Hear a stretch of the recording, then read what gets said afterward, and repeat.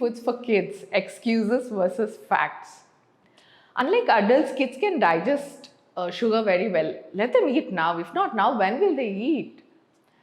I'm sorry, you're making your child hyperactive. The amount of concentration will reduce. They'll be just jumping around, unable to focus on anything. And also, their sleep will reduce, overall growth will be hampered.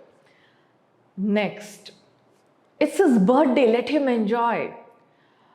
Imagine how many birthdays in a year do we celebrate? Yours, your child's, and other siblings, your parents, your friends, and in their school they celebrate plenty of them. Why not all of us as a community decide and try and make healthy snacks at home? Together, involve your child as well. They will also be happy. If not, buy healthy products, healthy snacks from a healthy brand. Third one, every child gets snacks and junk packaged foods. Why not mine?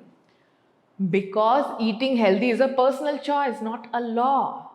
I really wrote this line and I felt so good because I connect to it, and I'm sure you do. Nobody can force anybody, they can only educate you. So please understand and give your child a chance to stay healthy. Last one, if not this, how will I treat my kid?